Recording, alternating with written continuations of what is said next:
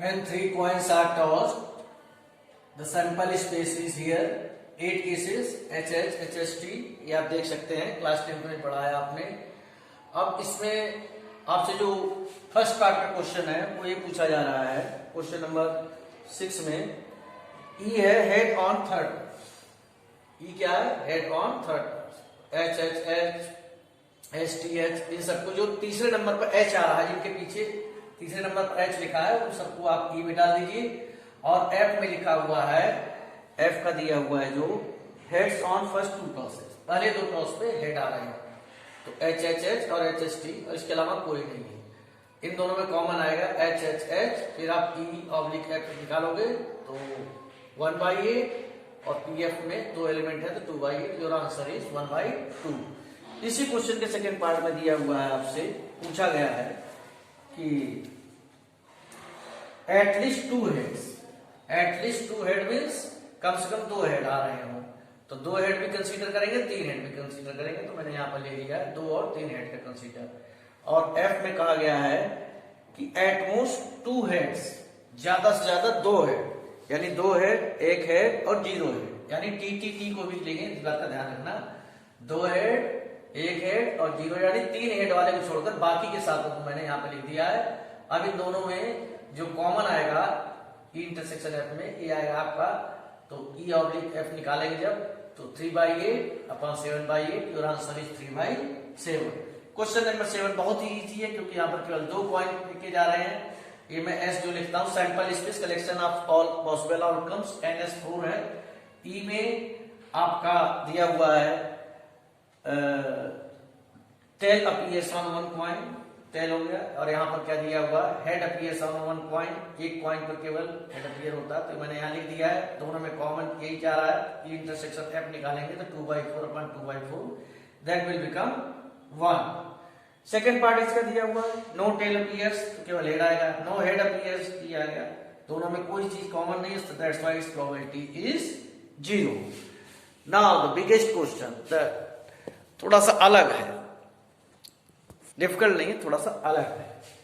3 dice are tossed, class 10th में आपने 2 dice के बारे में पढ़ा था। 3 डाइस आर टॉस्ड। अब इसमें ई जो दिया हुआ है कि force appears on third place, third phase पे 4 आना चाहिए, जो आपका क्वेश्चन दिया हुआ 4 अपीयर्स ऑन थर्ड, 4 अपीयर होता है। इसको लिखने का तरीका देखिए, 1 1 4, लास्ट में तो 4 4 4 लिख देंगे। यहाँ क्या लिखेंगे, आप टेबल याद कीजिए, 1 1 1 2 1 3 1 4 1 5 1 6, इसमें भी 4 4 लिख देंगे, 2 1 2 2 करते हुए कंप्लीट कर देंगे। अब आपको समझ में आ रहा होगा कि लास्ट में 4 रखना है, बाकी चीजें जो 2 डाइस आप फेंकते थे, 1 1 1 2 1 3 1 4 1 5 1 6 2 1 2 2 2 3 2 4 2 5 2 6 लिख देते, वो चीज आप लिख देंगे। एफ में क्या आ रहा है, 6 and 5 appears on first 2 toss, 6 और 5 appears respectively on first and second, तो 6 5 1 6 5 2 6 5 3 6 5 4 करके या 6 केसेस आ गए। इन दोनों में कॉमन कौन सा आ रहा है, ध्यान से देखेंगे कॉमन निकालते समय 6, 5, 4, केवल एक केस आ रहा है। तो मैं आपको बता चुका हूं कि number of total possible outcomes when n dice are thrown 6 power n, एक डाइस में 6 केसेस आते हैं, 2 डाइस में 36 आते हैं, 3 डाइस यहां पे क्या गया था, टोटल नंबर ऑफ आउटकम्स 216 होगा यहाँ पर। तो पी ई इंटरसेक्शन एफ आपका यहां निकला है, तो केवल एक केस आ रहा है, सॉरी यहां 1/216 लिखेंगे। पी एफ में 6 केसेस आ रहे हैं, 1/216 लिखना पड़ेगा आपको, इज इक्वल टू आपका आ जाएगा 1/6। यहां पर आप इस चीज को मेंशन कर देना, ये चीज कि N S is equal to 216, total number of elements in its sample space is 216 because 3 dice are thrown। यहां पर 3 पर्सन, मदर फादर एंड सन, आप थोड़ा सा परमुटेशन में चलते हैं कि 3 लोगों को आपको सीटिंग अरेंजमेंट करवाना है, अलाइन अप करवाना है, कितने तरीके से करवा सकते हैं। तो उसमें फर्स्ट प्लेस को आप 3 में से कोई एक को सिलेक्ट कर लीजिए, 3 तरीके, 3 वेज। सेकंड में 2 लोग बचे, एक तो बैठ गया, 2 तरीके से, एंड लास्ट वन केवल सिंगल पर्सन है, 3 into 2 into 1, जिसको आप 3 फैक्टोरियल कहते हैं। तो सबसे पहले आपको लिखना है 3 person can be line up in 3 factorial ways, factorial 3 ways, 3 factorial की वैल्यू निकाल ली। अब यहाँ पर ई में क्या दिया हुआ है कि सन ऑन वन एंड, ऐसा बैठाइए कि सन एक एंड पर हो, या तो इस किनारे पर हो या S M F S F M S M F S, इसके अलावा और कोई प्रोबेबिलिटी नहीं है।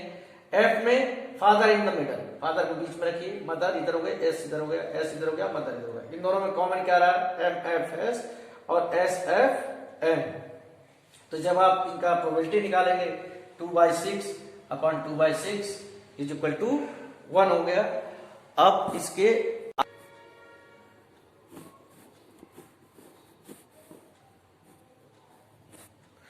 So question number 10 is that a black and red die are rolled. 2 die है, पहले वाले को मैं ब्लैक मान लेता हूं, दूसरे वाले को रेड। तो टोटल नंबर ऑफ आउटकम्स आ जाएंगे 36, ये आपकी जानकारी में है। तो पहले फेस को मैं ब्लैक मानूंगा, दूसरे को रेड। कंडीशन प्रोबेबिलिटी निकालनी है, सम ग्रेटर देन 9, यानी ई में ग्रेटर देन 9 सम, 9 से ज्यादा सम किस में आता है। तो सबसे पहला नंबर है 4 6 3 6 9 होता है, 9 से ज्यादा कर रहा है तो 4, 6। फिर 5 वाले रो में आइए, 5 5 5 6 यानी 10 जिसमें सम आ रहा है, 11 जिसमें सम आ रहा है, इन सबको आपको कंसीडर करना पड़ेगा। 5 6 6 4 6 5 6 6 ये आ गए। पी एफ में क्या कर रहा है आपसे कि आपका जो है 5 appears, 5 black dye resulted in 5, यानी कि आपका ब्लैक वाला जो है वो 5 में आया। 5 1 5 2 5 3 5 4 5 5 एंड 5 6 आपने लिख दिया। अब इन दोनों में कॉमन क्या आएगा, 5 5 एंड 5 6। अब probability of happening event E if F has already happened, E intersection F निकालेंगे तो दोनों में कॉमन क्या आ रहा है 2/36 अपॉन एफ। एफ में क्या है, कितने एलिमेंट्स दिए हुए हैं 6/36। तो यहां पर आप जब 2 डाई फेंकते हैं तो इस बात का ध्यान रखना कि ये जो नंबर्स आ रहे हैं, नंबर्स तो वही रहेंगे आपके जो होते हैं, लेकिन यहां पर कलर दे दिया है ब्लैक एंड रेड डाई। तो पहले वाले को मैंने ब्लैक मान लिया है और दूसरे वाले को रेड, क्योंकि इसने एफ में बोला है कि ब्लैक रिजल्ट्स इन 5, तो 5 1 5 यहां पर 5 लिखना है, यहां भी 5 नहीं लिखना है, क्योंकि पहला हमने ब्लैक माना है, दूसरा रेड माना है। इसके हिसाब से आप ले आएंगे। ग्रेटर देन 9 था सम, तो ग्रेटर देन 9 आपको 2 डाइस के केस में या तो सम 10 आएगा या 11 आएगा या 12 आएगा, इससे ज्यादा नहीं जा सकते आप ऊपर। 12 से ज्यादा होता नहीं, क्योंकि लास्ट जो आपका 6,6 होता है। इस क्वेश्चन का सेकेंड पार्ट आप खुद कर सकते हैं। Find the condition probability of obtaining the sum 8। Sum 8 किस किस में आता है ये आप देख लेना। गिवन दैट रेड डाई यानी सेकंड वाले को resulted in A number less than 4, second वाले पर आपका जो नंबर आना चाहिए 4 से कम आना चाहिए, यानी सेकंड वाले पर आप रखेंगे 1 2 3, फर्स्ट वाले पर आप सब कुछ रख सकते हैं। तो इसको आप खुद कर लेना। क्वेश्चन नंबर 11 जो आपका दिया हुआ है ये कोई खास नहीं है। ई दिया है, एफ दिया है, जी दिया है, तो आप ई ऑब्लिक एफ निकाल सकते हैं, एफ ऑब्लिक ई भी निकाल सकते हैं, ई ऑब्लिक जी भी निकाल सकते हैं, जी ऑब्लिक ई भी निकाल सकते हैं। यहां पर एक क्वेश्चन दिया है ई पी ई इंटरसेक्शन, इसका थर्ड है 11th क्वेश्चन के थर्ड पार्ट में। मैं आपको बेसिक बता रहा हूं इसका। 11th क्वेश्चन के थर्ड पार्ट में ये आपसे पूछा है, कोई दिक्कत वाली बात नहीं है। आपसे पूछा है पी ई यूनियन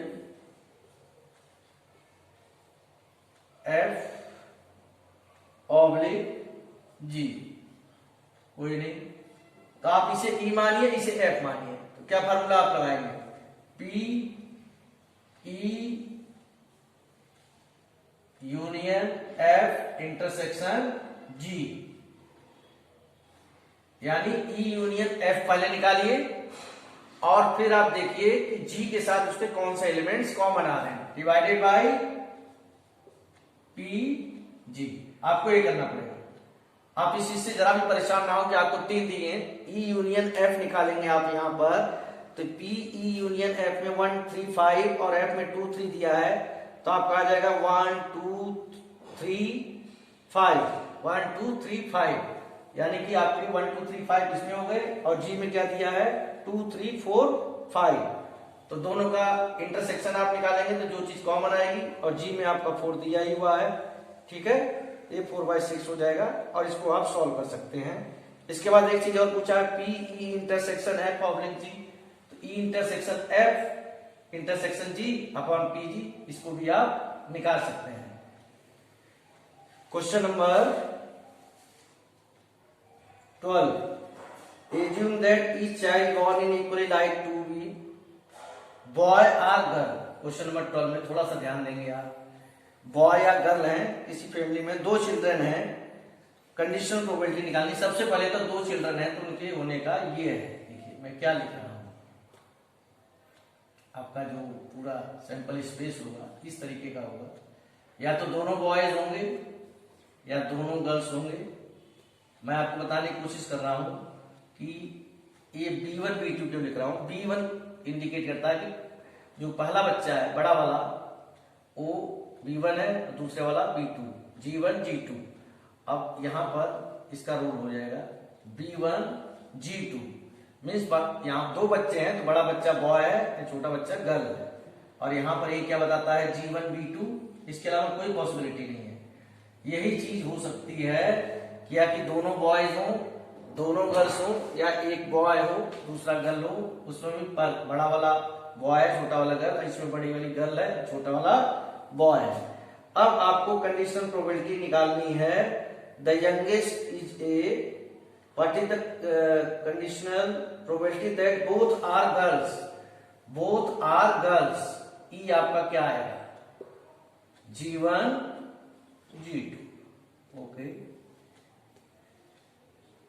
कंडीशन क्या दिया है, द यंगेस्ट इज गर्ल, छोटी वाली जो है गर्ल है, तो यहां पर कौन कौन आ जाएंगे, G1 G2 और B1 G2।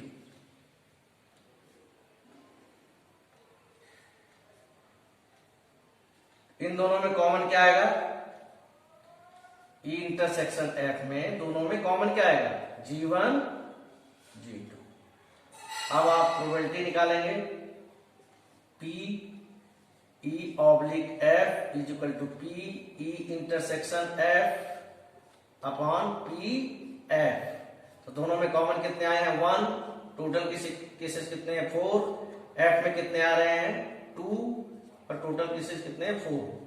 Your answer is 1/2। एक आंसर आपका 1/2 आ गया। एंड सेकेंड पार्ट क्या दिया हुआ है,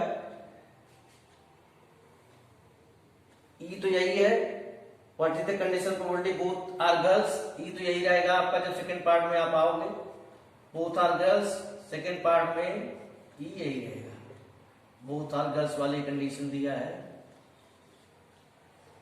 एफ क्या दे दिया है, एफ चेंज कर दिया है, एटलीस्ट 1 इज ए गर्ल, कम से कम एक गर्ल है, यानी एक गर्ल और 2 गर्ल, दोनों को केसेस को लिख लीजिए आप। तो G1 G2 ये दोनों गर्ल का केस हो गया, B1 G2 ये भी आ जाएगा, और G1 B2 ये भी आ गया। कॉमन क्या है दोनों में,